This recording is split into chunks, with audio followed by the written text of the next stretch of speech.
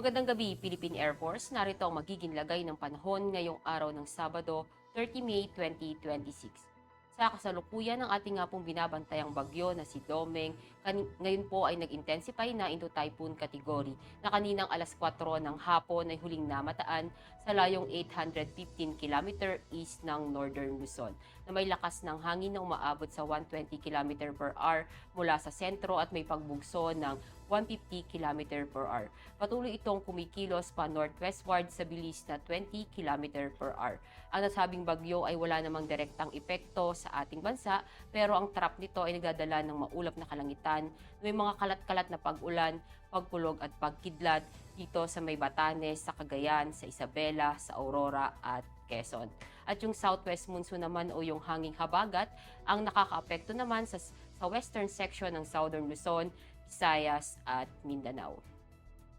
At para naman sa magiging track nitong si Typhoon Domeng, kung makita po natin, patuloy po itong kikilos pa northwestward na mananatiling sa Philippine Sea po at inaasahan po itong mananatili din ng sa typhoon category na inaasahan na lalabas po ng ating Philippine Area of Responsibility sa araw ng Lunes. At mababa naman po ang tsansa na ito ay maglandfall sa ating kalupaan. Para naman sa magiging lagay ng panahon para bukas, asahan pa rin natin dito sa may eastern section ng Northern Luzon ang maulap na kalangitan na may mga kalat-kalat na pag-ulan, pagkulog at pagkidlat dahil nga po sa tarap nitong si Typhoon Domeng. At dahil naman po sa southwest monsoon o yung habagat, asahan natin dito sa Mimaropa, dito sa Batangas at Western Visayas ang maulap na kalangitan na may mga kalat-kalat na pag-ulan, pagkulog at pagkidlat. At sa Metro Manila at bangalabing bahagi naman ng Luzon, gayon rin banalabing bahagi ng Visayas, asahan naman natin yung bahagyang maulap hanggang maulap na kalangitan na may mga pulupulong pag-ulan, pagkulog at pagkidlat. Sa Mindanao naman, dahil pa rin sa habagat, asahan naman natin dito sa Negros Island Region, sa Zamboanga Peninsula, Lao del Norte, ang maulap na kalangitan na may mga kalat-kalat na pag-ulan, pagkulog at pagkidlat. At mga nalabing bahagi naman sa Mindanao, asahan naman natin yung bahagyang maulap hanggang maulap na kalangitan na may mga pulupulong pag-ulan, pagkulog at pagkidlat. At para sa magiging lagay ng panahon sa mga susunod na araw sa Metro Manila, sa Cavite, sa Lipa, maging sa Angeles, sa Puerto Princesa, sa Kalayaan Island, asahan natin sa Lunes hanggang Miyerkules ang maulap na kalangitan na may mga kalat-kalat na pag-ulan, pagkulog at pagkidlat.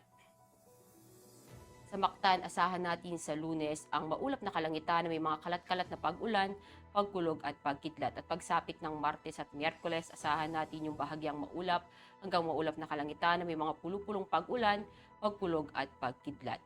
Sa Zamboanga naman, asahan natin sa Lunes hanggang Miyerkules ang maulap na kalangitan na may mga kalat-kalat na pag-ulan, pagkulog at pagkidlat. Sa Davao, asahan natin sa Lunes hanggang Miyerkules ang bahagyang maulap hanggang maulap na kalangitan na may mga pulupulong pag-ulan, pagkulog at pagkidlat.